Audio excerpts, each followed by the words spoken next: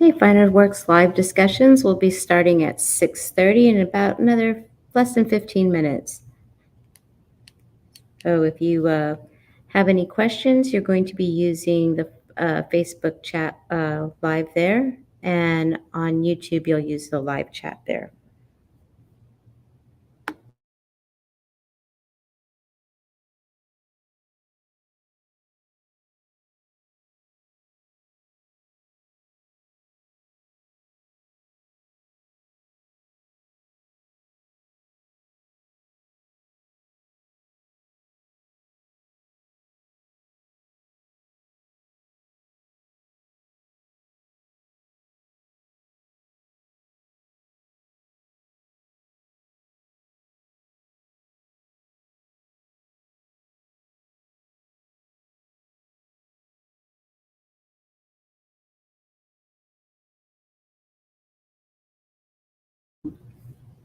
Okay, Finer Works live discussions for first Tuesday will be starting at 6:30, a little under 15 minutes here, and we'll be discussing planning for upcoming art fairs.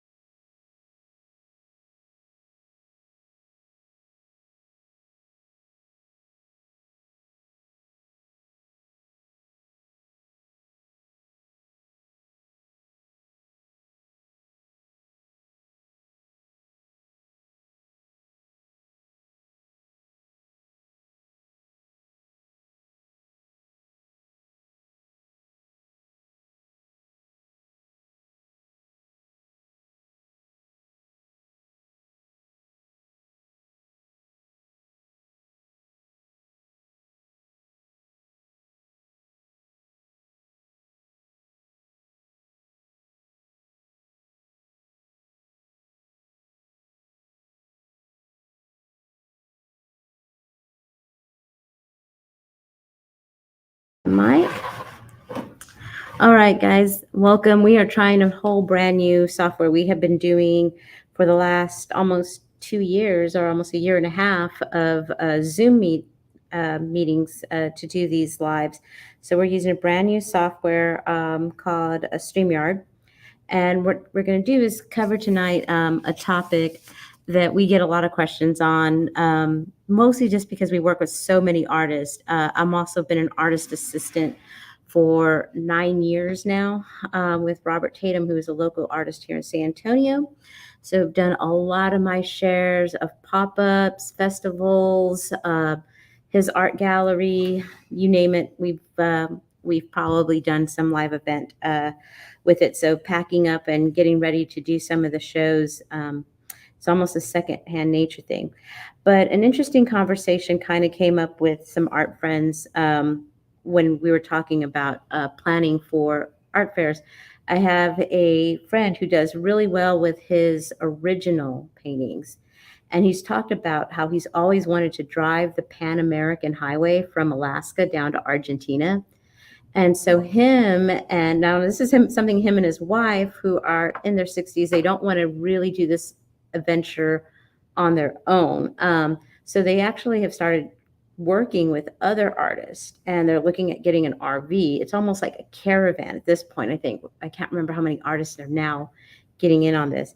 And what they're going to do is take the Pan American Highway and go look for festival dates on these things and try to get signed up on it. Use the RV to carry the stuff that they're taking with them. And some things they're having shipped ahead for certain fairs and certain exhibitions. And it's a vacation, but the art fairs are going to basically pay for them. Now, some of these art fairs they have never, ever been to.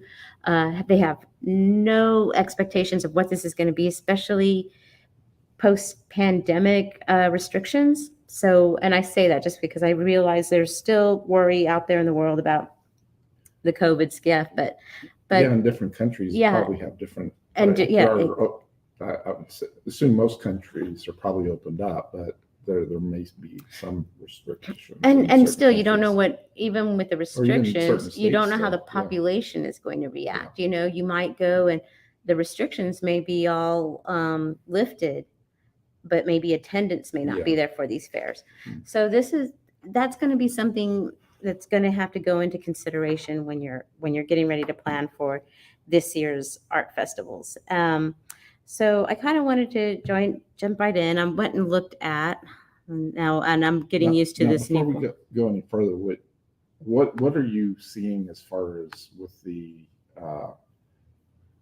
art fairs and art shows this year that we hadn't seen past few years? Are we seeing a surge in shows now? I want to say people just desperate to get back out there. Yeah, and I'm going to tell you though, what I've seen has been it's like everybody's so excited to get back out, and in some cases, I'm going to go by the art walks I've seen locally here. I've seen a flood of people going out, but at the same time, and this could be again a weird thing, like here in San Antonio, we traditionally have 2 weeks for fiesta, and it comes usually at the end of April. This year, they put it at the first week of April for cooler weather, better attendance, which kind of conflicted with the art walks, first Friday, second Saturday. And what you saw then, everybody was so excited because in March, the art walks, it was the best attendance on first Friday that I had seen at Blue Star, which is our here in one of our art districts in San Antonio, located downtown in the King William district. There was so many people, so everybody got really excited for what April first Friday and second Saturday could be, because there was such a surge of people coming out again. And events right now are scrambling to try and save what they can of 2022. So they're having these competitive events that you're going to have to go against. So you might have a traditionally great art fair that does well, but because people are trying to make up for these lost dates, you may be competing with something that is happening at the same time, some other type of exactly. Event. So how did that affect like this? It killed it for April. It killed killed the second Saturday. There was Okay. just nothing. Yeah. We had the Fiesta Flambeau going on at the same time here. I suspect though, May this month or this weekend will probably Be a good pretty weekend. good. I'm thinking so too. And there's, when my friends were talking about doing this whole trip to do this and using art festivals and stuff to pay for it, it was added to an idea. We were on Geo Galleries, and I had an artist who mentioned that she's based in Los Angeles, where the art fairs there, even the art markets, I guess, are very, very pricey for her to really even put in. She's an emerging artist, so it was just financially not possible. So I told her, well, have you thought about, road tripping it, getting with some other friends, doing the same concept of getting with maybe a few artists where y'all can split a booth cost and maybe go ahead and sell it in another area. And you got to look at it this way too. It could be an investment. And honestly, even with all these tips I'm going to tell you guys, nothing is going to beat experience. You're just going to have to get out and do it, but you're also going to have to record it. Record what you're taking out as your merchandise, record your sales. And like, MBA year, it's an asterisk year still. I would not use this as your end all be all because it's still not quite in a traditional outcome phase yet. Yeah, we haven't quite shaken, settled. The earth hasn't settled yet. Yeah. So there's still people who are a little nervous about getting out. So still take that with, don't get out there. And if you feel like, the sales were not what you wanted, that's it. You're never going to do this again.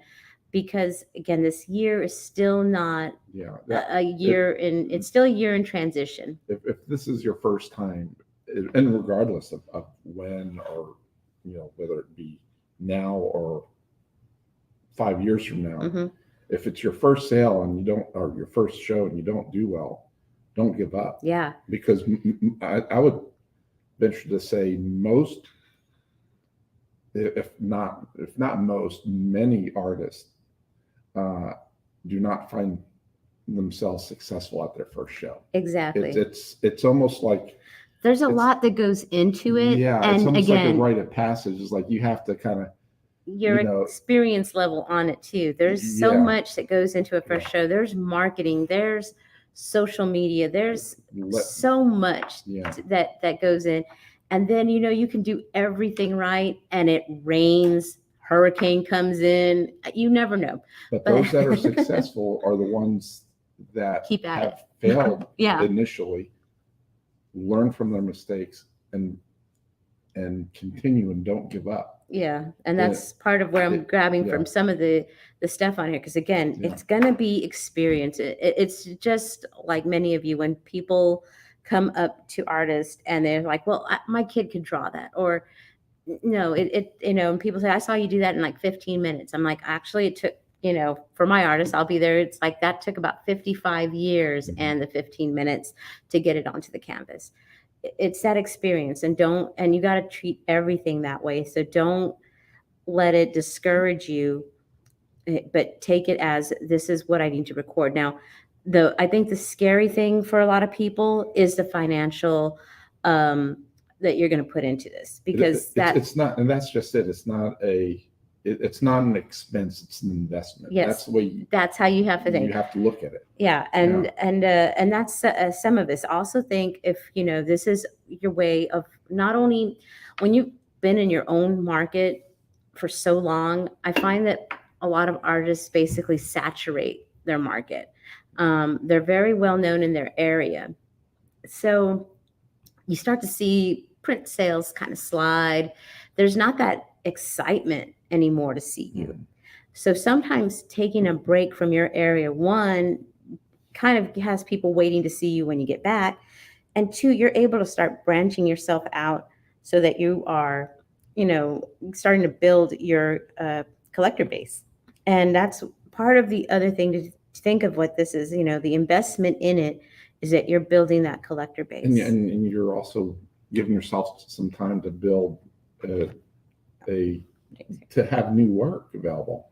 because if you're not spending that time working on new artwork, then you're going to be showing the same thing over and over Yeah. again. And, maybe some of your, people that follow you, like you, and fans of your artwork, they want to see something new. Yeah. And that was a thing with my friends that are talking about that Pan-American trip, is that they're looking forward to painting some of the areas that they're looking at, that, Yeah. that Use you that can't, opportunity to capture, yeah, new inspiration, new subject matter. and build your network, because they are I mean, the fun thing, and maybe it sounds a little like 1960s hippie kind of stuff, but in Mexico City, there's an artist commune there. And I've had friends that have invited me down there. I'm Hispanic, but my Spanish is bad. So I'm always like nervous about heading down to Mexico by myself and getting in the car. You can take my daughter with you. I know. I take James's little girl here. She'll speak better Spanish than I do. And but these communes and stuff like that is like where you can go back and build these relationships with other artists that know their area, that can tell you, hey, we have this big art festival that comes up every year. Stay, here at our house. That takes care of, hotel expenses.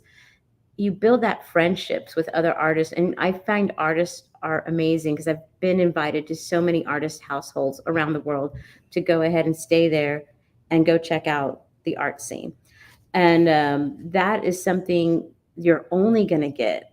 I mean, social media is great, but you got to remember the whole key word of it is social, and you still have to be that. There still needs to be that human connection, those friendships, those camaraderies that you make with other artists that you're only going to get from maybe like road trips like this. Yeah. So this is something to think about, and in doing this, it takes a little more planning than going ahead and doing a pop-up in your area, or a festival even in your area that's in your comfort zone. It's going to take more planning. And I'm going to tell you one thing to make this work. Again, not only the experience is what's going to help you to make this work, is that 24/7, your job needs to be curating an audience. Okay. And even before social media was a thing, it was signing up and getting emails. Because I remember having, clipboards and just having people scribble their emails on there. And I mean, there was a task now of going to input them, but now there's so many different softwares and resources to help you really be your own entrepreneur. Mm-hmm. MailChimp is one direct email marketing software. We actually use we use that. Works. Mm-hmm. We use MailChimp. And then Constant Contact. Constant Contact's another one. There's a bunch of those on there, others, yeah. And they make landing pages for you, and you can have that on your tablet. Have people input their email, so you don't even have to worry about trying to read their handwriting. And you can automate a welcome newsletter. So as soon as somebody signs up, it sends them that welcome newsletter. And that was something on GeoGalleries and in lobby discussion I had with a photographer, is that automation of curating lists. Because he's like, well, I got about 500 people on Instagram. And honestly, I think what I'm seeing, because I've been interviewing artists, there's artists that do really well where they're selling like a print a day, Mm-hmm. And off of this Instagram and stuff. And it's because they've curated that audience. 10,000 plus seems to be that like golden number I'm seeing on social, where it's starting to generate some kind of revenues. Yeah. So, and it's hard. I mean, I've been here with Finer Works 5 years, and about 4 years of this, I've been working on our social media. I think we're about 4,000, but we have such a great newsletter list. We still do well doing on the newsletter than we do, say, on our social, but it's going to take a while until that it builds up. We're kind of like the best kept secret, I think. Yeah. I find a lot of people, when they find out about us, are like, I just didn't know this was available. So that's going to be something you need to, if you want a barometer to look at and a goal point, do that, work it. But also the thing with your social media is, and I've mentioned this on a bunch of other First Tuesdays, is you do not own that platform. Mhm. And so it's really important for you to get those followers converted to emails in your newsletter. Okay. And your newsletter doesn't have to be a daily, weekly thing like that. You can set it for the month and put your art shows that you have coming up for the month. And do that. You can even add a video and input it into that email. If you just, there's something there for every style that you are, whether you're introverted or you are extroverted. You're going to see that you're going to find some style system that's going to work for you. And that's what you have to do. You have to find something that's going to work for you, that's going to curate these followers. With And, that email, go and ahead. really, yeah. So it's really about, one, okay, just like anything, whether you're selling online or offline, you want to build a list of people that are potential collectors, Your buyers warm of leads. yeah, people that like your artwork. Mhm. And because art sells just in general, Mhm. but art really sells to those that like you, like your artwork. People that buy know for you, yeah, people buy from know people they your know. artwork. Mhm. It maybe not know you personally. They Yeah. they don't know what the name of your dog or what have, but they're familiar with you. Yeah. You know. It's again, it's there's that. I mean, it's why celebrity branding helps, because people feel they know a celebrity. So you'll have something like Coca-Cola, and they'll use any celebrity to kind of put, like James is the product spokesman here for Coca-Cola, and now because everybody knows James, they're going to go out and buy Coca-Cola. So that people buying from people they know, it's been I'm not that famous. it's been a psychology that has just been in sales for a long time. That's how come the sales, well, they used to be the salesman, but the salesperson nowadays is never going to go away, because companies still need faces to be out there.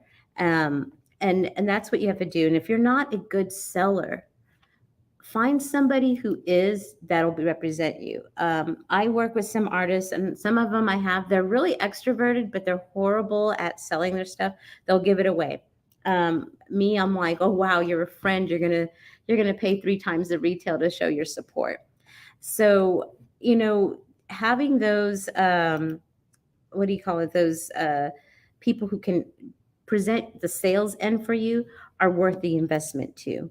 Um, I will have the artist just talk about, technique, what they're doing. And let me add you the stream. I think you fell off there. Well, There you go. lost it.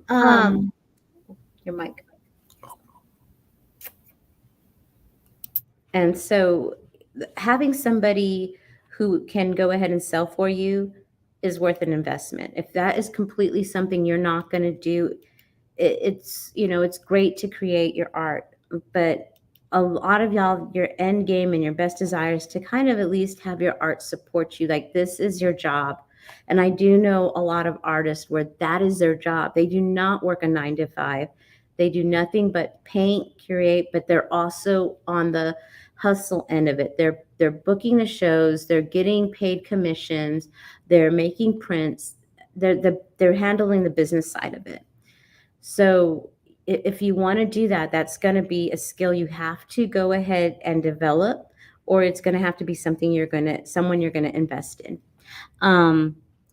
So with the festivals, the first thing I tell people is you're going to do research. Like I said, my friends are looking at doing that Pan American trip, and one resource I found that I have liked is Zap Application. And now it's a great resource because you have this thing here on the left where it has event list. You can hit all events, and they tell you a lot of information about, every art fair that they have, kind of booking through them. Here's where, they'll show this information for free with you. You can kind of do it. Now, if you become a paid member, you have it to where you basically create one application form, one jury things. It does all of the reminders for you. If that's something that you're going to be doing, if you're going to become a touring artist, something like Zap Application may work for you because it helps you stay organized, stay on top of those juried submissions, your photos are already going to be in there. It's basically only doing the application process once as opposed to multiple times. But going through here and looking at it, and if you go, there's more event details, and it'll take you here to the event. I believe sometimes they even give you a lot of the numbers here. So you'll have like, it has the residents here are 20,000, 130,000 employees. You get some information about the area, and in some cases, what their attendance has been, or at least the average attendance, which is sometimes so hard to find. You have to kind of do a lot of internet searching. So I've liked Zap application as a one-all, be-all kind of thing. The other thing that I have liked, now I know some people have done raw artist, and I haven't been a fan of it because of the ticket system there, where you have to sell so many tickets, and then you're also, I believe, paying an application fee. Most things you're going to have to pay application fees up, or table fees, or tent booth fees. That's another thing. Zap application kind of gives you that information too, on how much you're going to have to pay on there, if there's any other fees on there, because there's some places where you do have more than just your submission date. Some of them, for even bringing food to your booth for you to eat personally, you will have to pay for a health inspection fee. So I thought that was kind of neat. But I've also liked, and some people have not liked this format, is Pancake and Booze. I've actually went to go see them in Austin, and they do about 41 cities on here. And again, it's about $15 per piece that you have hanging, and I think you can have up to, it's 3 to 10 pieces, and it's a one night usually thing. Like I said, they go into those cities. They usually get an artist from that city that does that particular art show image, and they we'll have up on there. Let's hit the locations. So it is, I'm going to tell you the demographic on this one is usually the younger 20 to 30-year-olds on here that like the party. Again, Pancake and Booze. There's alcohol. It's I saw it on 6th Street in Austin. So if you know anything about 6th Street in Austin, that is like where all the clubs are. It's a party atmosphere, and the venue is kind of small. So there is no like a staple like attendance, because it's going to depend on the venue, and the venue may not always be the same in that location every year. So there's that inconsistency with it. But again, I saw it as I've bought several pieces when I was in Austin from photographers that had some really great pictures of old gas stations in West Texas from ghost towns. And they had it at a good price point. This place is where you would want to do your prints at. Your originals may not sell. They're great to maybe draw a crowd to you, but your prints are what's going to sell really well here, because again, you're looking at a younger demographic who doesn't have that disposable income for art. How do those fees work in situations where they charge you per piece that you display, but then if you want to also sell a bunch, you have like a bin. You can with all your prints. They don't charge you for the bin thing. I had looked on there. It had been the space that you're hanging, and they have on here prints are okay to sell. You cannot have a table though, so you do need a bin. And when I've gone, the artists that have sold it have had that little print stand that you kind of buy for about $60-$70, and they just have them in that little thing right there. But it's going to be a good idea to maybe, if you're just doing prints, to still to display, hang some work maybe in a frame, and the more work you hang, I'm guessing, the more attractive your booth or your and I did see some artists doing painting there. They were actually painting there, and that actually with this younger crowd in this, which you would think in this rowdy thing. Now here's the thing, it captured attention. You saw people coming to see, because I think everybody really does know that there's skill and there's talent in that. I'll say this is not the atmosphere that you're going to be able to really discuss much, and signage becomes really important. which is another thing you want to consider at some of the festivals you're going to. If you're doing something like the Lollapalooza art festival, like, music festival, where the music is super loud, everybody is pretty drunk. But like I said, I've had people say that they've sold or they've bought art because they were really drunk. so, so they've spent a lot more than they thought they would have ever for art, based on being really drunk. So sometimes that can help you. Most nights, really, it doesn't, because people want to spend it on alcohol. But this is where signage becomes really important, is at some of these fairs.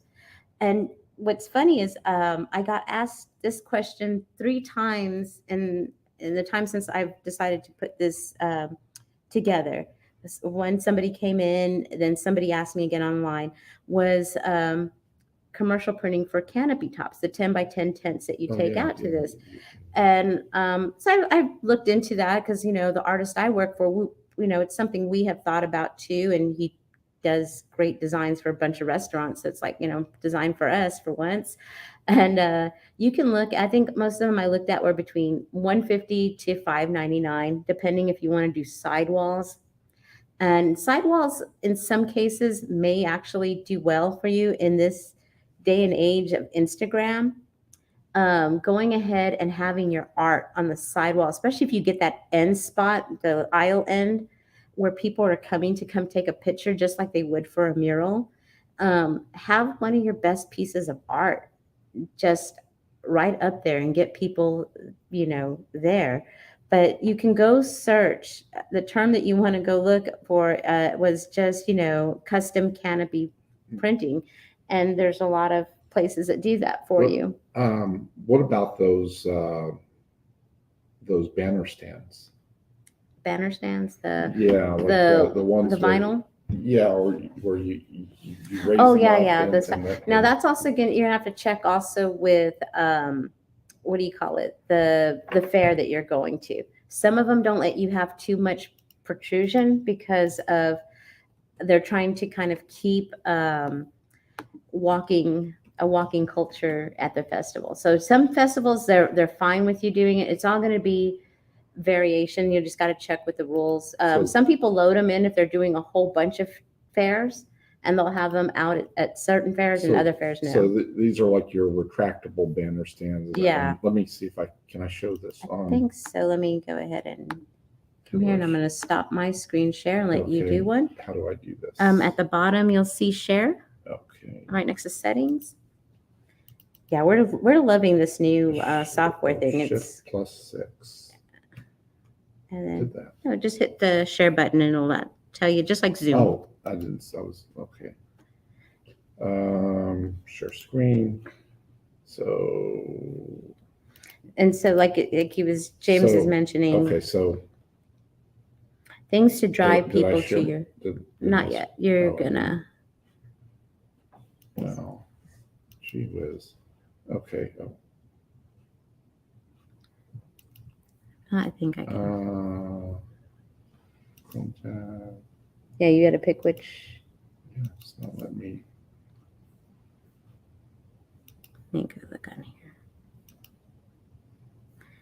here. Share screen. It's not giving me the option to share out. Well, I guess just if you do a search for. Here, let me go in here. I'm going to put a link. Oh yeah, you can share a link up there. I go to window. That's okay. Or maybe I can put a copy image. And what was the term that you searched? You said retractable, or I put LexJet banner stand. Yeah. So.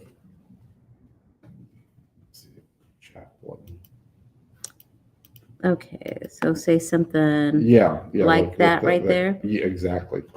Yeah, and like I said, some places you can. And again, what's great about this is you guys are artists, so y'all are able to develop that artwork. And again, something Instagrammable sometimes is what you want people to come there. It's just something that does really well for even businesses that have brick and mortars. are the murals, things that people want to come and have their picture in front of. Mhm. So your artwork is that. It is something beautiful that people want to have there, and that is your perfect time to put things like something like maybe a QR code, because it goes with it when they have the picture. Mhm. And they can go in and zoom in later and kind of get that QR code, and there you go. I think using stuff like Linktree right now is great because Linktree lets you put several different links on there. And if y'all aren't familiar with Linktree, let me get into here. There we go. You go even to our social media, like our Instagram, we have Linktree in there, and it'll let me have different links to different pages here. You can have it to your landing page for people to sign up for your email. You can have it to, see if I can find like ours would probably be better. Let's go to Instagram. Finder works.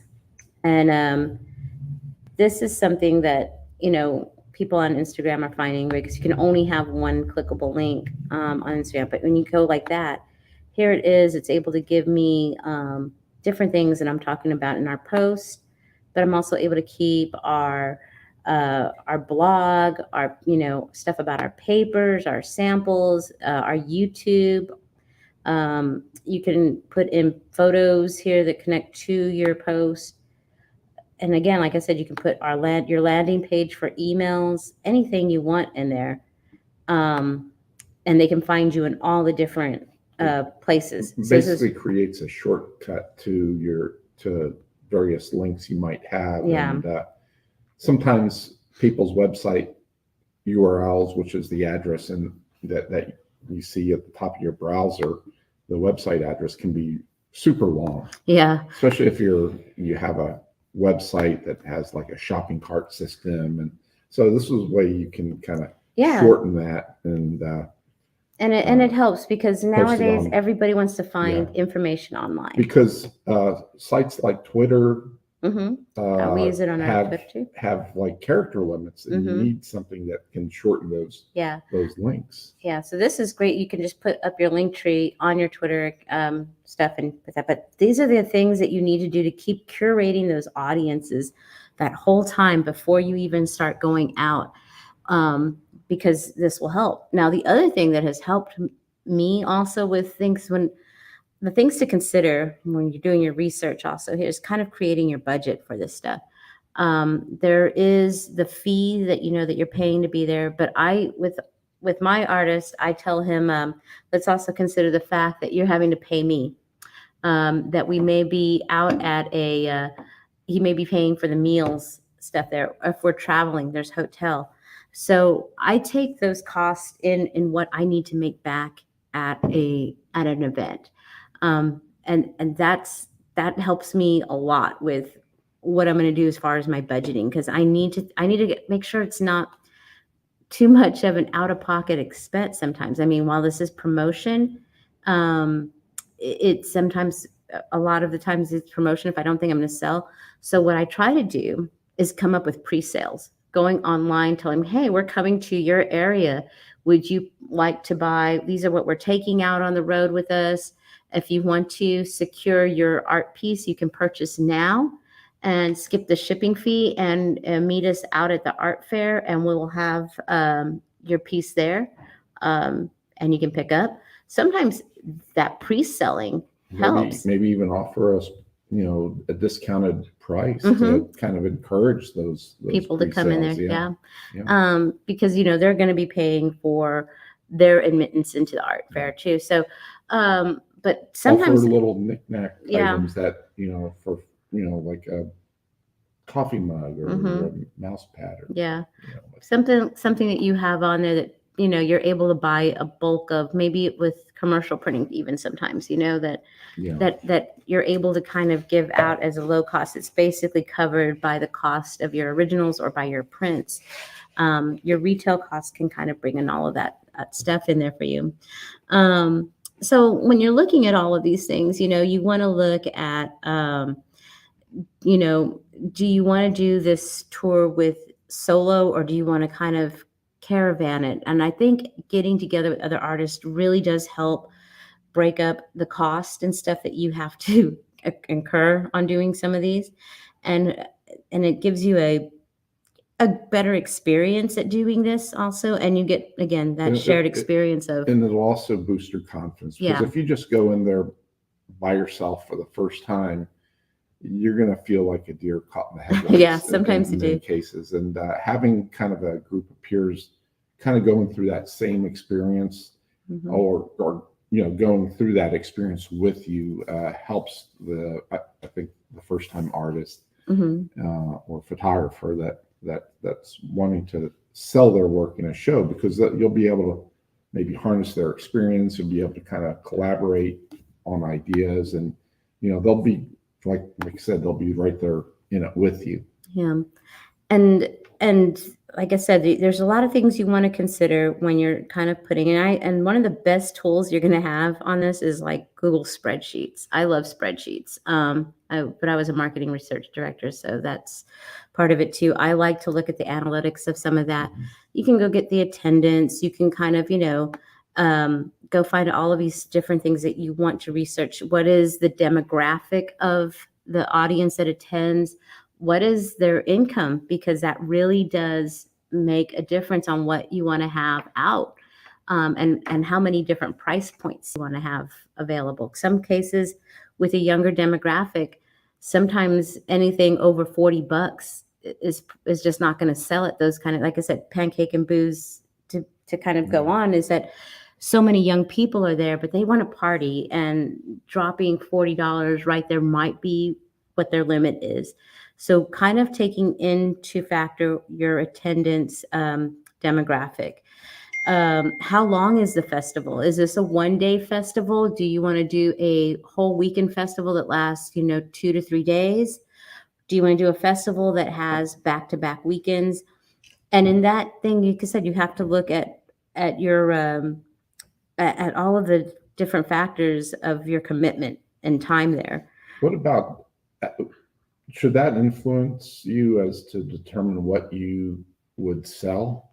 What you would sell again, if with the other factors of looking at what the demographic of the attendance is. Yeah, because I'm guessing, if If it's like some of these like Miami, LA high-end art fairs, then there you would say, even if it's like a weekend or something like that, you would want to still take your more high-end stuff over there. and you probably, I mean, should you, or is it realistic to expect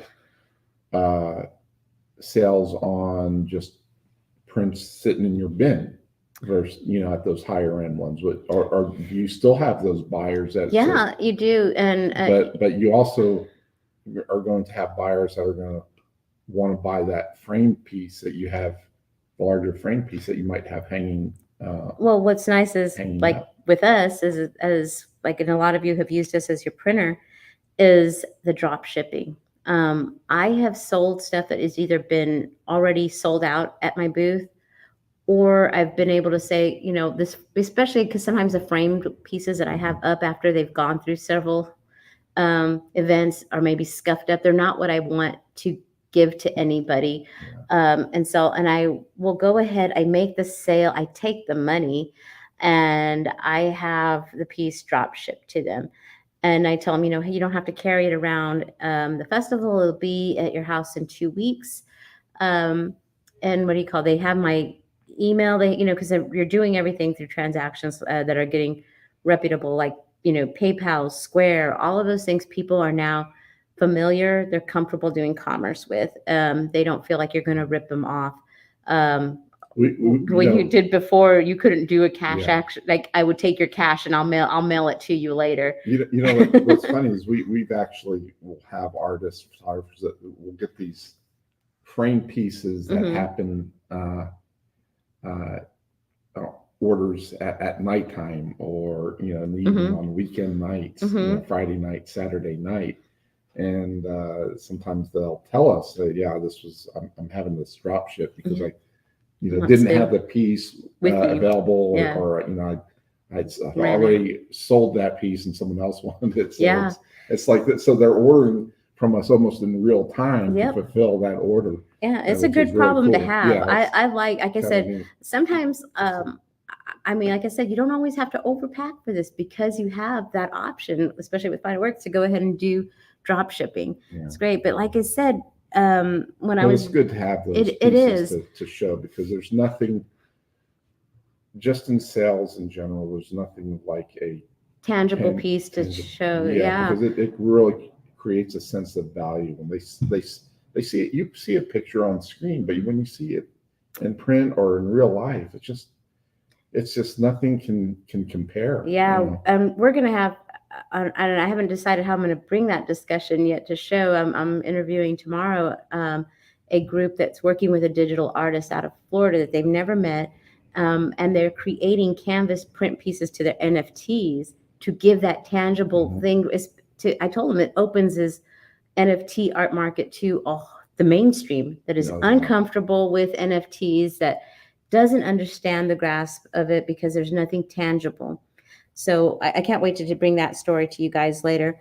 But in researching, when you're looking at those festival commitments on how long you're going to be, there are awesome things like there was a great article here in Passport that there's hotels that offer artist residencies. There's even hostels now. I've had a couple of friends who've done the hostel stuff where you go and you commit maybe 20 hours of the week if you're going to be there. And it's like, either you can either do a piece like a mural, or you can do a artwork to be left there, or you can even do the cleaning, whatever, but you get then your accommodations for free. And in some cases, some even give you a wage on top of your art, which is a really great thing. Cool. So I don't know. Whenever I think hostels, I think of these horror the movies. Yeah. More movie hostel. Yeah. I'll never stay at a hostel in again. Europe. In Eastern Europe, no. you're gonna No, where they're gonna hunt me. Sort of, I remember the first hostel I've ever stayed at was in New York, and it was great though, because the people there were amazing, and it's kind of like the Kerrville Folk Festival here. It was like everybody was a really good community. I loved it. But doing things like this to offset your costs when you're traveling for these tours is so helpful. But it's all in research and preparation. So again, this is something else on a spreadsheet you want to go ahead and do, so that to follow up, to check what are their commitments at these hostels, or again residencies, to see how long, because maybe you want to stay in one particular area to paint and stuff. Some of these places will allow you to sell your prints at their hotels because they want their guests to have this artistic experience, or they want the more kind of higher end experience. And you being the artist there, it's like, I mean, I kind of hate to say it, you're like the monkey in the cage, and they want to come see you paint, but it creates a sense of class. Yeah, it does. And people really like that experience of getting to meet the artist. Like there's a romance really with the artist, and high-end hotels recognize that, and they do offer. Again, it's a matter of researching and finding out, and ask. Yeah, I mean, just ask the hotel, and because it doesn't hurt to ask. So kind of think now, how many festivals, art walks do you want to do between May and July? And if they're local, if you're going to do a destination mix, this is all going to help you kind of build this plan to do your touring around. How many miles out do you want to go? Like I said, that one for the Pan American is probably the most adventurous one I've heard so far. And I think this would be cool. I would love it if there were really artist caravans touring all over, just like concerts and stuff, that have these great art shows.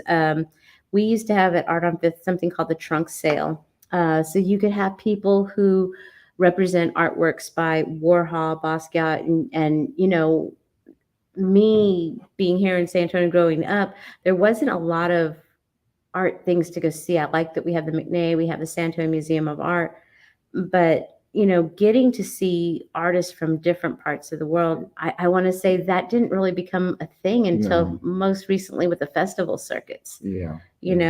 So that is, and again, you have me who's like a complete art junkie, and there's things here to show, like, again, how to use your travel and use your art as your currency.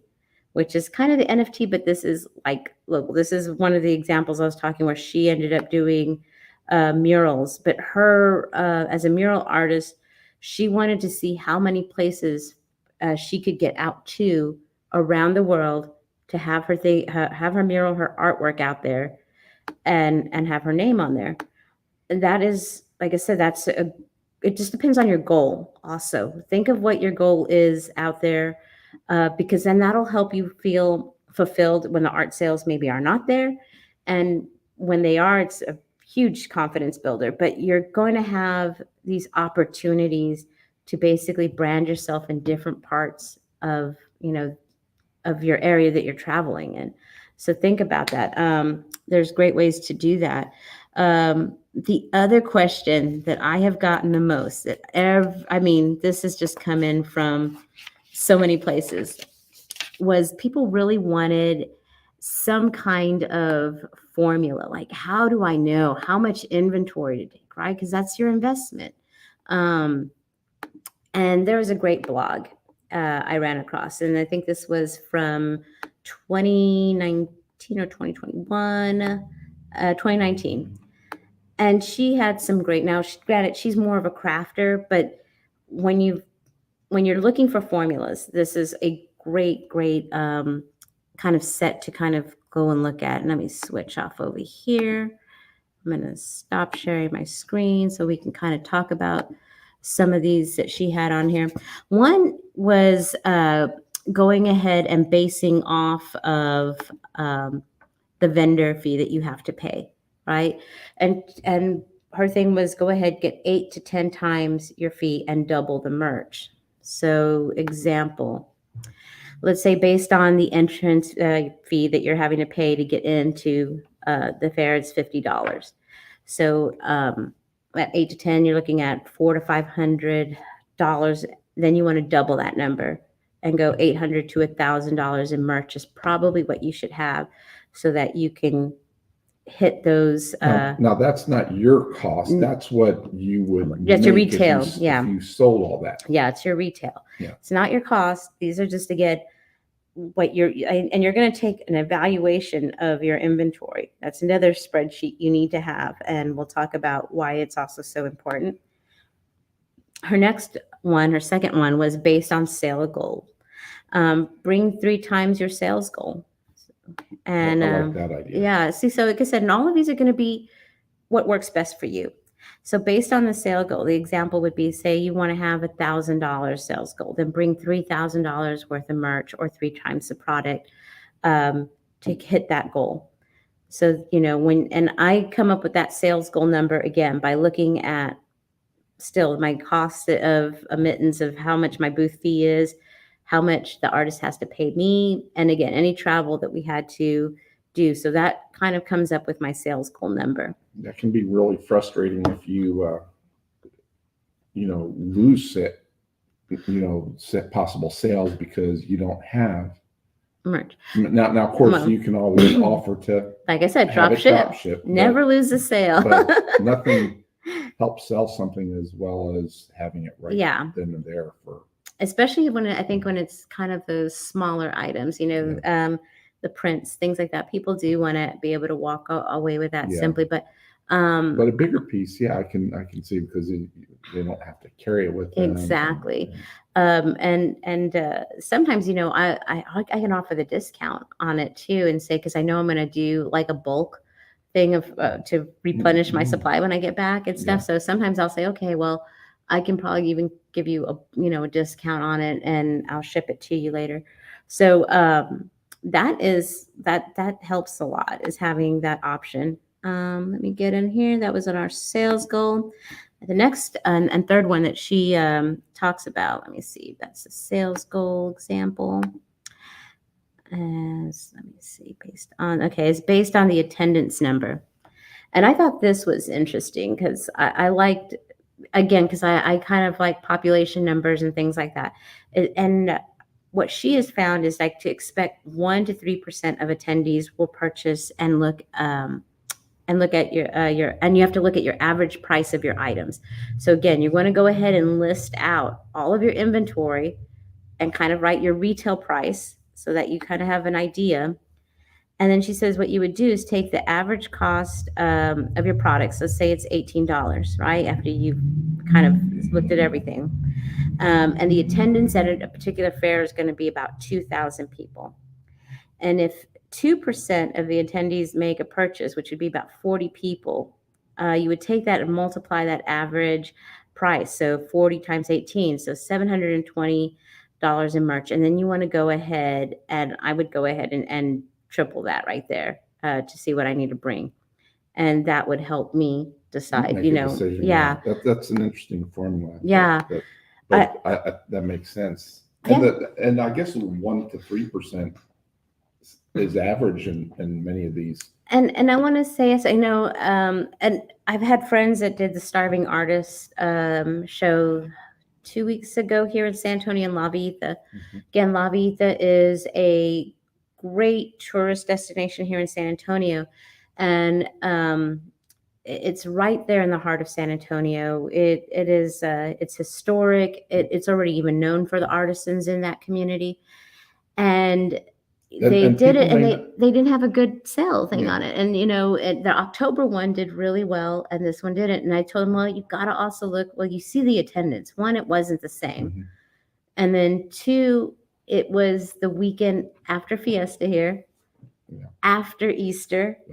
And then you have, we have Mother's Day coming up and this stuff. So people were tapped out and know that they got stuff to pay. Plus summer's coming up and some people are reserving money for vacation.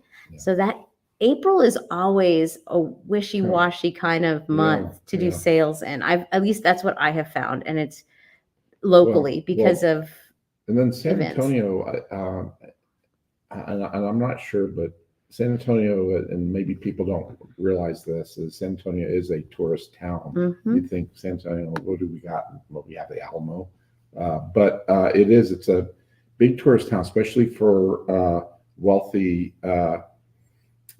travelers from Mexico, wealthy Mexicans, that they gravitate to San Antonio because it has, we have the malls here with all the, the name brand stores and so forth. So we get, but they also go downtown. Mm-hmm. So I think that the tourism from Mexico is still kind of not quite what it was pre-pandemic. Well, we still have some issues with the border crossing stuff too. So and a lot of them do drive from like places like Monterey and so forth. So that might also be kind of hitting it. I'm noticing somebody was saying they are having trouble with the audio. It's a little garbled coming up. So just FYI, I'm going to try to have this also recorded and on there later. So if we're having problems, we'll get this up there for you guys. Let's see. So those were the three. I thought that was just really great for those people who are looking for something tangible to do what to bring on the inventory. So for those of you who need that formula of something, I think those were great tips. And again, if you're okay, Johnny says it sounds good on his end. Thanks, John. I appreciate the feedback. It was a great article to read on that because I thought she really had a lot of sales experience on booths and stuff. So to read that from somebody who's very seasoned at doing that, and she does her blog. Let me share screen so I can just do that one more time in case any of you are looking for a resource. Let me hit it right here. It's called Cutting for Business. Now, like I said, she does more of the Cricut cutting things and crafty, but she's, like I said, when you've done that many fairs, like I said, there's just experience that comes with it. So her name here is Christine, and I cannot pronounce her last name. Can you?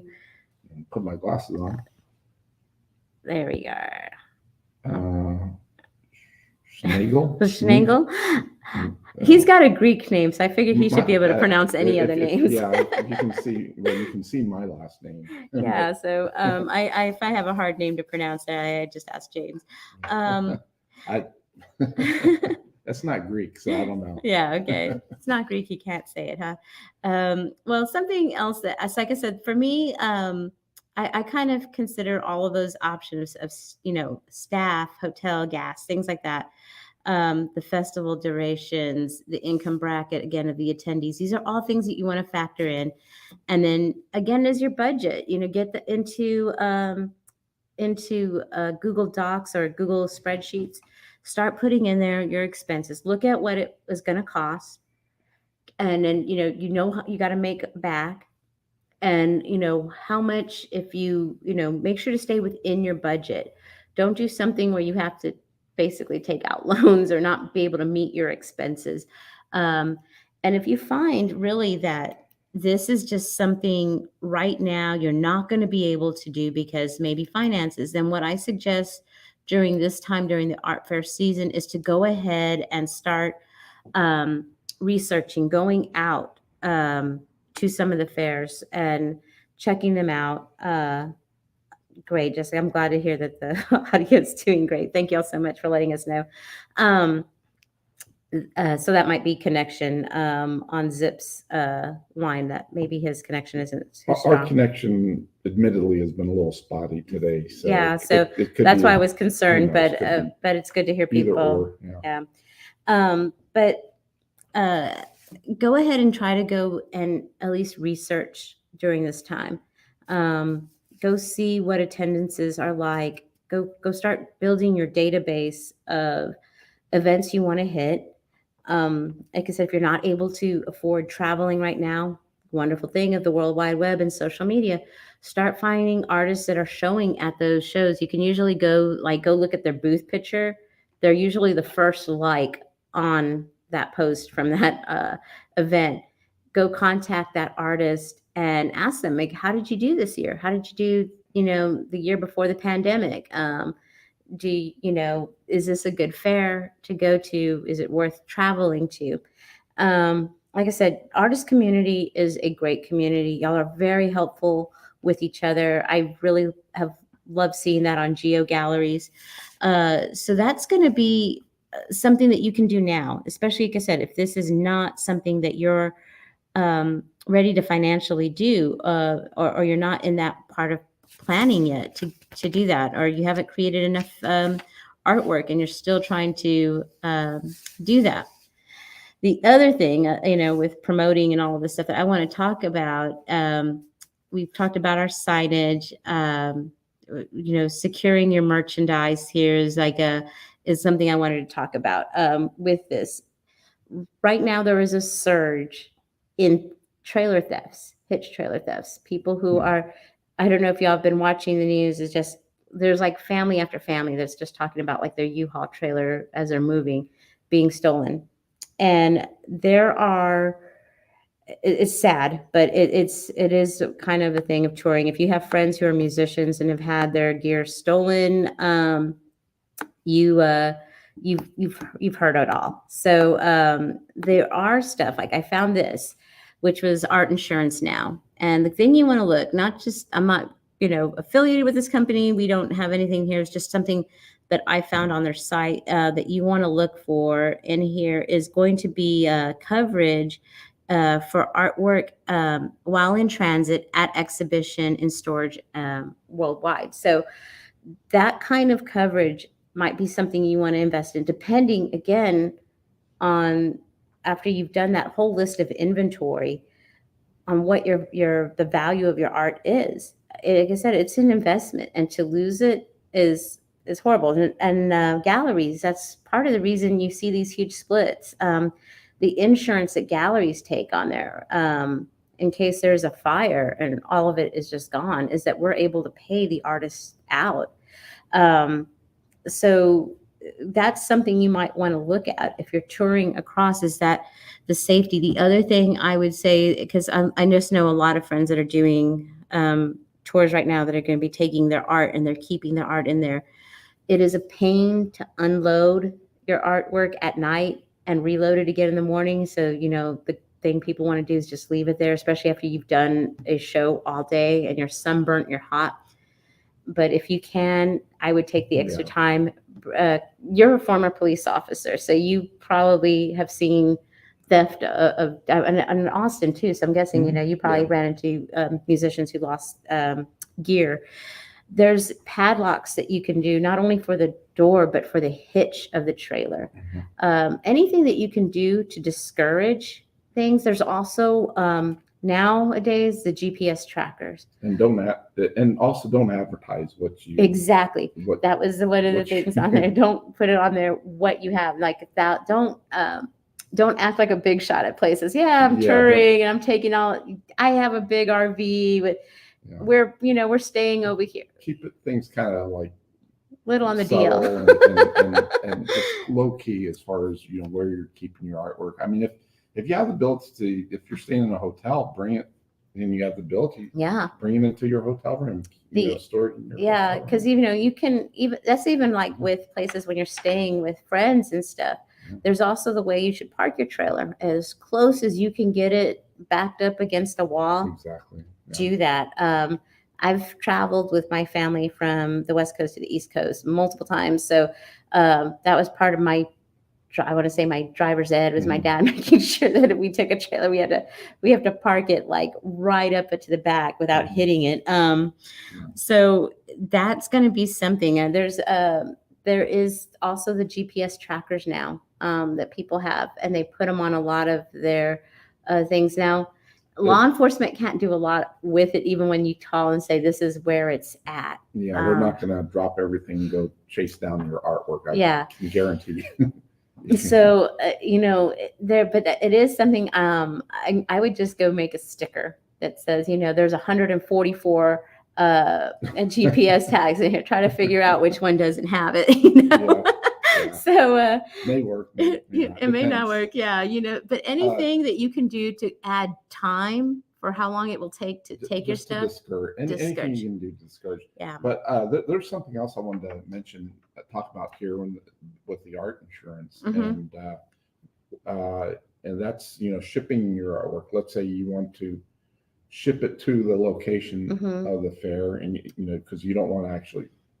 Maybe you're going to take a plane there, and you don't, or you're not going to drive there, or what have you. You don't want to lug all that stuff in transit with you. And that place mentioned the insurance company mentioned while in transit, shipping and so forth. Make sure you understand very clearly what any packaging requirements are when shipping. Or if you're going to ship it yourself. Now, if you ship via FedEx or UPS, I wouldn't recommend post office. I'd recommend FedEx, UPS. You can purchase insurance through those companies as well.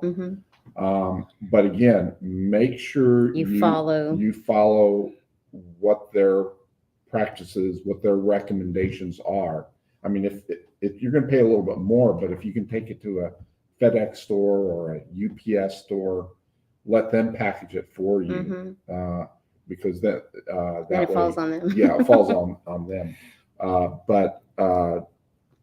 So that's another thing to consider if you just want to insure it for the transit to get to the location, then you can always do it that way. Working in the gallery in Austin, I've had that happen. We had an artist from California that shipped her work to us. She was off by a 1/4 inch on what UPS asked. You have to have, I think it's 2 inches all the way around. And I think she was off by a 1/4 inch. And it did come, the artwork was a canvas that was already framed. It's an original work. So it must have hit hard on the corner. The joint separated on the canvas, on the framing, which pulled some of her canvas and kind of warped it on the bar. Luckily, we were a framing place also, and we were able to restretch her canvas and reset it. But then it was an additional cost for her. Well, let me tell you from experience. That 1/4 inch. Sometimes, for us at Finer Works, many times we're because let's look at talk about how shipping the cost of shipping has increased dramatically in the past few years, and we've always taken a substantial loss on shipping, but more so lately. So companies like us, we don't always follow the recommendations of UPS or FedEx, and But granted, we don't work with original art. yeah, it for us it increases the risk of an item getting damaged, but it lowers our cost substantially in the overall picture because we're saving money on we're not taking as big of a loss because of we're having to ship in oversized packages. Exactly. It's a lot cheaper for us just to, and people ask this all the time, why didn't you put in a bigger package, if something gets damaged or what have you? Well, for us, the cost of doing that on a regular basis is so much greater than it is for us to replace the actual and reship a brand. And then that would have to trickle on then to the customers, which we've been really good about. Yeah, so we would have to charge a lot more on shipping if we abided by some of these recommendations. Sometimes these are kind of unrealistic. For original art, I definitely would say that you want to go ahead and follow it, but that's the great thing too about prints. And again, one of the other great things too with us with prints and Giclée print canvases is that if that does happen, Fine Works has been great at replacing damaged in transit pieces. So there is that guaranteed that your customer is going to get their piece, pristine. I mean, that's the great thing about the print part of it. Yeah. Original art, like I said, it's one reason we do not deal anything with original art because of that transit issue. There's just we don't. People ask us, can I send in my paintings and have you scan it or photograph it for me? And it's like that's why we haven't gotten into that. Definitely not. Yeah. And I learned this the hard way years ago because at one point we did allow it. Now we didn't have any really bad accidents because we didn't have that many people back then trying to send us their artwork, but it was always in the back of my mind. And as we became more experienced with the mishaps that happened with shipping in general, I realized that we were taking on a great liability. We were just very fortunate that we didn't have any bad experiences. But I realized that it was not something.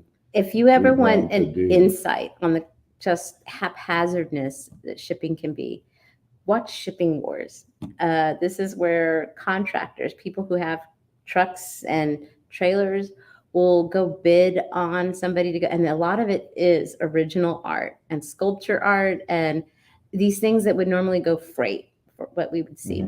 So you might get someone who can do this for maybe, where freight may charge you. I think the one person said they would be in charge like $1,400 for what they needed to ship. Yeah. And so by the time they went through the Shipping Wars thing, I think they got it down to like $700. And this is going across the country. So it wasn't really good, but these guys were just so competitive with each other. So they basically are taking this as a loss. Not even cost, loss on this one. Yeah. So, but they went ahead and did it. And I mean, it was like Tweedledee and Tweedledum, just handling your art, manhandling it. It broke in shipping. You do pay, you get what you pay for.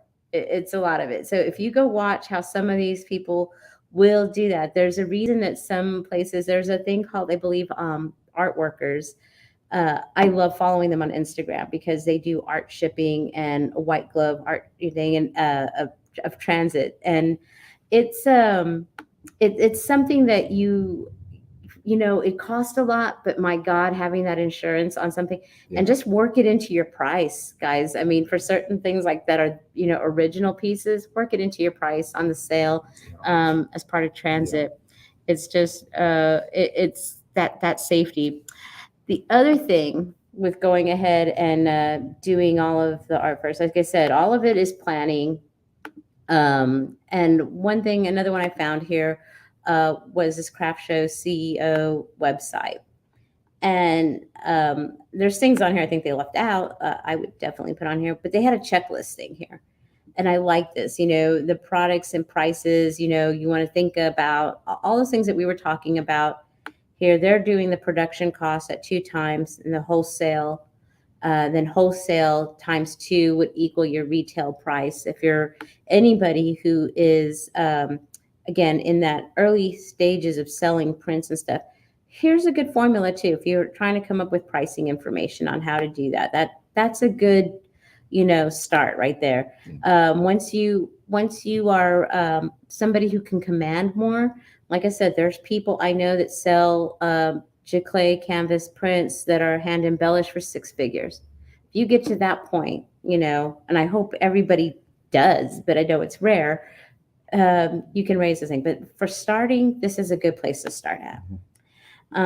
Again, remember average sale per transaction. These are just some really good things to kind of consider before going and doing shows. Average profit per sale. Okay, there's the formula. And then here we go again into how much do you bring to your show. And there's a couple of things covering those things that we did talk about. Yeah. It's kind of about the same. Gross profit at a show. If you have vended in any shows, here's and you know how the sales are going to go. That's why you want to go ahead and record your sales on here. Record what you took out over there. I also say if you're traveling, another spreadsheet I keep is my expenses, all the receipts. I keep a Google folder and I'll take a picture of the receipt. So let's say we go somewhere and we have to stop at Home Depot for, I don't know, the tent broke, or I need more hangers or something along those lines. All of those costs, my food costs, hotel costs, gas, keep a record of that. Because this is going to be your own database of stuff to kind of build which fairs are going to work for you. And you have your list. Once you come up with that inventory list, you have your equipment list. Those are, again, some spreadsheets I keep on there. And then there's, if you're going to invest in a canopy and stuff, like I said, make it Instagrammable.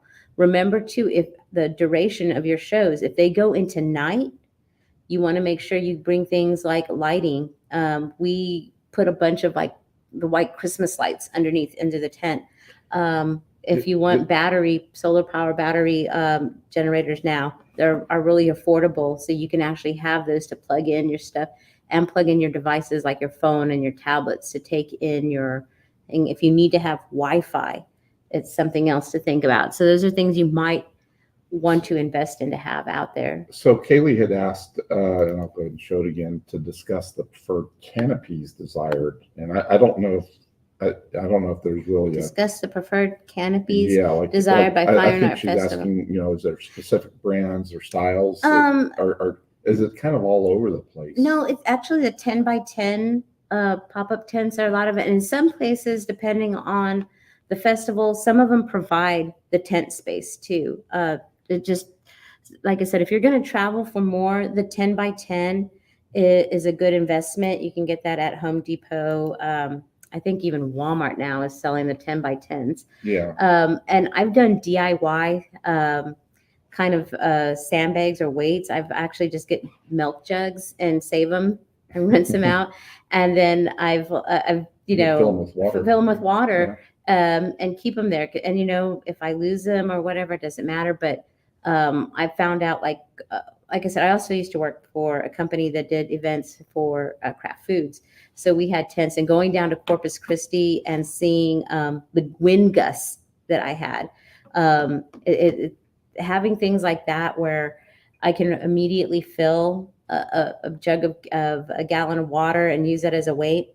And when you want, again, to add curb appeal to it, drop in a glow stick in there for nighttime events and stuff. Again, draws people to you. So think about also curating the thing. But whenever you do the festivals, Kaylee, a lot of them will tell you, like I said, on Zap application, you'll see something in there that will tell you like the specifics when you go into the details for the event. they'll tell you you'll either be provided a 10 by 10 space. You must provide a tent 10 by 10. They may tell you no tables. It's going to depend by event, and you just want to go check your event details. But like I said, a 10 by 10 tent is a good investment. Yeah, she says easy UPS or ups. I'm not familiar with what that is. Have been frowned upon. I guess it's a type of. Yeah, it's the ones that go right up.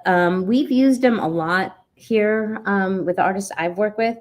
And again, I guess it depends on the festival. Yeah, there's some people who have bought the.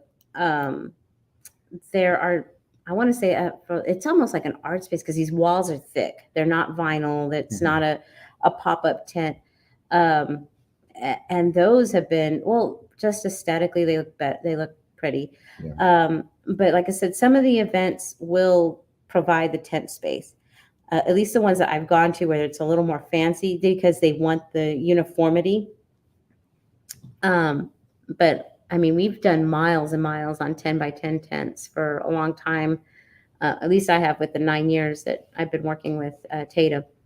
So, and I don't know if you had planned on discussing this or not, but Yvette from YouTube asked if we can discuss payment plan options for more expensive art. I can, because I use one I love a lot. And I have actually used PayPal credit. I love PayPal credit. Your buyer gets 6 months free interest, right? You get paid immediately. And if they don't pay it, it's between them and PayPal credit. You don't have to worry about running a card every month. You don't have to worry about storing the piece. I have loved PayPal credit. And the way I've gotten to work on Square is I actually had, because I actually just went to our On and Off Fredericksburg show these last 2 weekends here in San Antonio. If an artist was able to accept Square, I could go ahead and tie my PayPal credit to my Google payment, and I could do the Google payment through Square, and I got it to work that way. And I've used that for several years. But PayPal credit, I have liked. Now, if they don't pay in 6 months and they take longer, it is a high interest. It's like a 29% interest rate. But it's not your problem. But it's not your problem. It's like I said, and you know, what you want to think about too is like, oh, well, I don't think any of my buyers would want to be, you know, paying 29% interest. If you're selling a high price item like that, more than likely you're hitting the right crowd and they're going to be able to cover a 6-month payment plan. You want to hear, and don't discount PayPal credit. This just kind of as a side note, but I want to say it was maybe 10 years ago. It was rough, probably within a few years after PayPal first came out with PayPal credit. We were called by PayPal. I was called by PayPal, and they were trying to expand PayPal credit and so forth. And they were saying that they were actually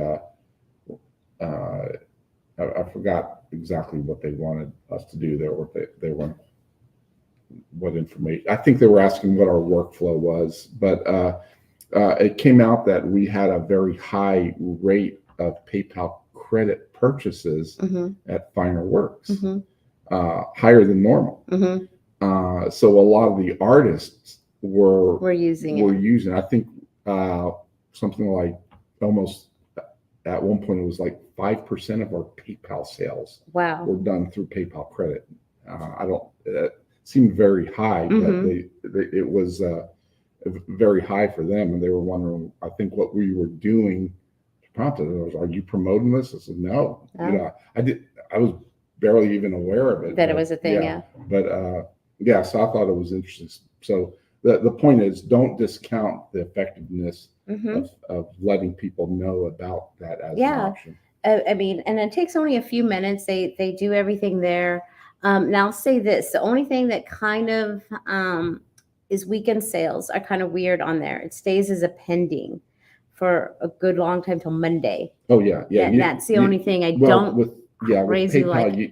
you don't, I guess, I don't know with the credit. Yeah, with but I do know that with just in general transactions, you don't get access. It doesn't transfer right away. If you transfer it, you got to fly. Yeah, we have one fly that decided to come in for the program. But now unless you have a PayPal debit card, then you can draw it immediately. But I don't know if PayPal credit is accessible via your debit card immediately. I don't know. Maybe and I haven't seen it because what I've had to do at Art on Fifth when we implemented it there, because I used to have to run the layaway plans there. And again, like I said, for that whole reason, I hated having to take a credit card, run it every month. They got rid of the card. It expires. It's a pain. Yeah. Layaways are horrible. Again, think automation, anything that you can do to take the work off of you.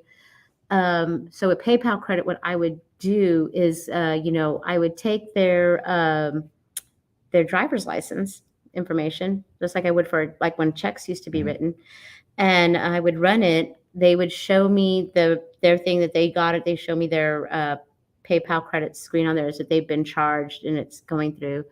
And I usually would release the art with that. And be okay with it. And I never had an issue, thanks, knock on wood and everything, but never had an issue with it. So it is an option for that payment options with expensive pieces. So I hope that helps you, Yvette. I like I said, I hope that's something that you can look into, and it helps drive those more high-end sales for you. Yeah, I think especially with original pieces, it can. Let me see. I think somebody was giving some vinyl info there. Yeah. So Kaylee's got the flourish timeline. Going back to the previous discussion, about the tents, the flourish trim line is like marine vinyl quality, but very reliable. Okay. I'm not as up to speed on all the vinyl and all of the side tents. On that stuff.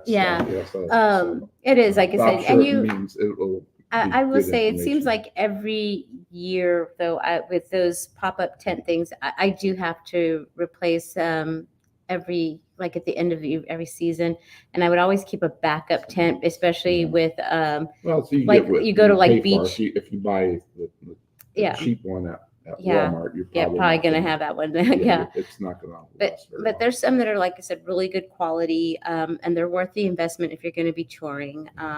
Like I said, when I worked with that events company and we did tours all over Texas, we had a warehouse of tents. That was the thing. We had a warehouse of tents because we also did events, Gaia Ocho in Florida. We had the Harlem events. And having these tents was just great. But at the same time, we knew wear and tear was going to be so heavy on them in one season that, they're just not going to make it thing. But we would have the custom vinyl walls made, the custom canopy tops, and all of that was done to draw attention. You want to having worked in trade shows or worked at trade shows and so forth in the past, which is a little bit different, but some of the same concepts. I used to have a wedding videography company,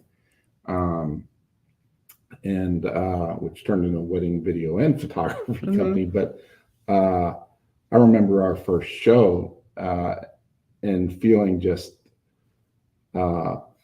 overwhelmed and very kind of just like so small in comparison to some of these elaborate displays that other companies were. The light, some of them have lighting built into it. There was another, and it wasn't too far from us. We had like one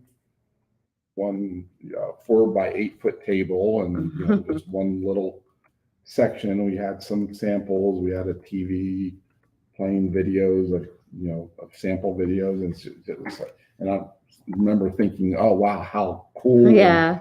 our display was, and then I started walking around. And I was like, well, gee whiz, I don't know how anyone's going to notice us because they were just some displays were so elaborate. Yeah. But it actually in the end it wasn't that bad. But Yeah. it did feel a little. It did kind of, It felt deflating a little bit. bit. did feel a little deflated, a little less prideful, I guess. Yeah. Afterwards. Yeah. Presentation, presentation. Presentation is just everything, guys. Like I said, you're going to hit some of those art festivals again where it's a little more manicured, and they want the white tents. They're providing the walls.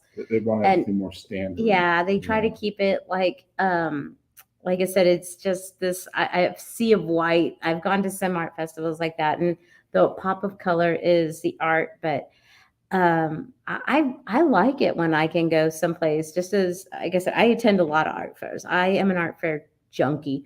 I probably have been since high school.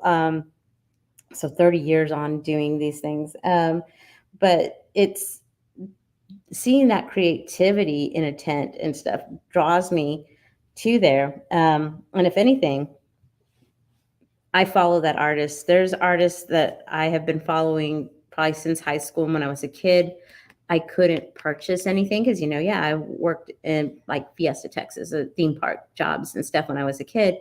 But now as an adult, I'm able to buy their prints. And like sometimes I'll see them and like, Shepard Fairey will release something and there's like, it's $800 for a silk screen. I'm like, but it's Shepard Fairey. I'm getting myself a print, it's like those are things that I've wanted to own.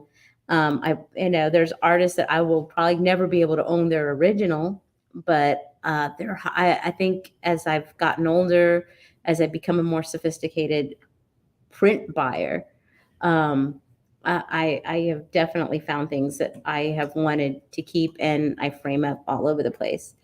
But with that, we're coming up about 3 minutes to 8 o'clock here. So if anybody has any questions, you can feel free to add them in there in the last 3 minutes. Or Kaylee, I want to thank all of you guys. Actually, we have loved all of your comments and stuff on here.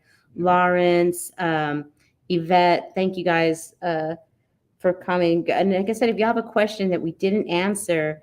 Yeah, a lot of these comments are on. So we're broadcasting both on YouTube and Facebook. So so we've had comments from both. But I believe, actually, I think most of it's been on YouTube. Yeah. But if any questions that Melissa might be able to answer, send them. Not, I guess. I'll find it. I mean, like I said, I've been an artist assistant for 9 years, so that's been part of my job is to go find the answer. And if I can, I ask around with the artists that I've known over the years. Geo Galleries has a great, our private group community that we do. That's great. We just also want to make sure.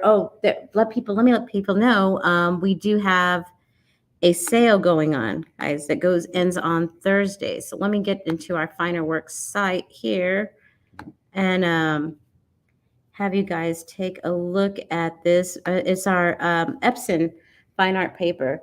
And right now we have 40% off and it goes through Thursday. That is May 5th with a promo code Epson Prints, and you just use that at checkout.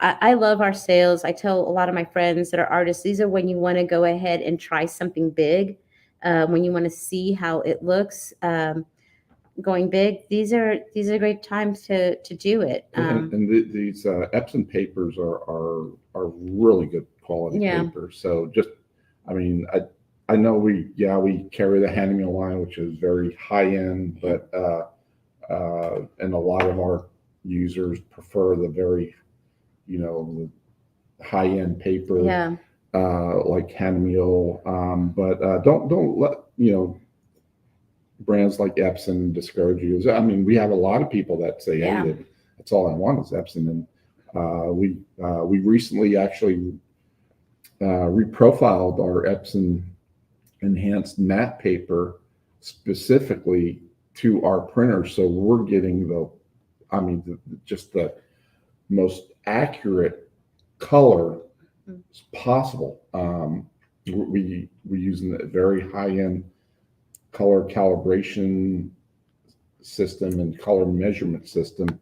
So to kind of celebrate that, we offered the sale. And Yeah. if you're on a calibrated monitor, you're going to see some very accurate printing on these Epson papers. Yeah. And if you're looking about that, we had a post not too long ago kind of showing if you turn on your sound, that's our system. Right that's there, our system. actually. This is how the color profiling is done here. Yeah. So every media has to get printed on, I guess, on every printer that it could possibly come out of, right? So or that we use that uses that, yeah. And so we'll print. So this is a sheet of patches, and we print out. That may have 100 patches or what have you on it, but we print like 10 or 12 pages like that, and they all have different colors. And then we have our system goes in and scans each color and builds that ICC printer profile that people can utilize to soft proof and get the most accurate printing. And we also use our printers use that profile as well. So you can get extremely accurate results with our profiles now. Yeah. So, and we do a lot of that work on our end on this side, and then especially when you have done a lot of work on your side preparing your digital file and making sure your monitor's calibrated and you're trying to get the most accurate, because we know for some people that color accuracy it matters a lot. Yeah. So we do a lot on our end, on the back end to ensure that. We also want to remind you that Thursday, also going on at so when that sale does end, is we have our photo tips monthly with Jim Landers, and he's going to be discussing, because right now this is a perfect time to learn how to do this if you're a budding photographer or if you're an artist that is using photography to kind of capture a scene that you're going to later take in to kind of paint. It's how to photograph sunsets and sunrises, and it is so tricky. And I don't know if you've ever just tried it. And for me, I've actually, way back when I did 35, I liked the lens filters. That was like the only way I was really able to kind of get something I liked. But Jim is going to have some, he's, how many years has he been doing? 94? He's like, 100 years. 100 years of experience, Yeah, probably. He's like 200 years old. Yeah, something like that. And we're gonna have to see if he'll come in on Thursday. He may say I'm too old. Yeah, but he has so much experience and shares it so willingly. So if you can join us again, the same system, our Facebook page, our YouTube channel, and join him on the comments. Ask Jim your questions. You're gonna get access to a great resource there. And we'll display these questions just like I'm going to displaying Johnny's question about the Moab papers, and just not to change the subject all of a sudden, but to answer it. And this is the person to answer it. Moab papers, great. Send us an email to customercare@finalworks.com and ask them to forward it to me, James. About that. Right now, we don't have any immediate plans to add any papers, but with the Moab papers are not exclusive to Moab. In other words, the same papers go under different brands. They literally take the paper that's coded for printing, turned into rolls and put into boxes. Some of these boxes go to Canon, some go to Moab, some go to Epson. They're the same paper, just under a different label. But if there is a particular paper, I can find out it might be one that we actually carry, but under a different brand. It's the same exact paper. So yeah, and Entrada was really nice. Yeah. Entrada is one that is kind of, I believe, from what I can tell, is very exclusive to Moab. So anyway, yeah. Thank you, John. And if you guys want to, on our YouTube channel, going in here, you go to our channel. We actually, let me see, I'll probably go ahead and grab the URL from here. We actually, back in July, did talk about selling techniques and stuff at booths. That was held by two artists, one from Houston, one from San Antonio. So if you want to, and I'll put the link in our description when this is up on YouTube. But you can go, watch that. yeah, you can go back and watch it. It was a great episode here that we did. It was like July 6th. So we actually had a photographer that wasn't able to make it, and Mike Fisher ended up joining in here, and they were talking about their different selling techniques and having those different price points at their booth. So if you want to go ahead and check that out, Lauren and Mike were great resources to have. I'm going to put that link also in the comments right now because I forgot we have that option now, don't we? So let me go in here. Let me see. I'm going to put it there. And let me go share it on the other thing here. So yeah, if you get a chance to go to our YouTube channel, you'll be able to go ahead and watch that from back there. There's Mike Fisher. And again, they just had great tips. They've been selling at 10-cent pop-ups. So definitely go back and take a look at that video as well, especially if you're. Just copy and paste that and put it in the comments. Yeah, did I not go? No, just click on post comment. Oh, and an error occurred. Wait a moment, then try again. I might have dropped actually. Did I? Let me try it again. There we Okay, go. there it goes. So yeah, there's the link in the comments there for you guys. If you want to check out that video later. But thank you again for joining us. Thank you all for participating. We really enjoyed the engagement. And again, any questions you have, just filter them this way at customercare@finerworks.com, and you can direct them to James or Melissa, and we'll do our best to answer them for you. Absolutely. All right. Thanks Good a lot, night, guys. everyone. Night. Bye.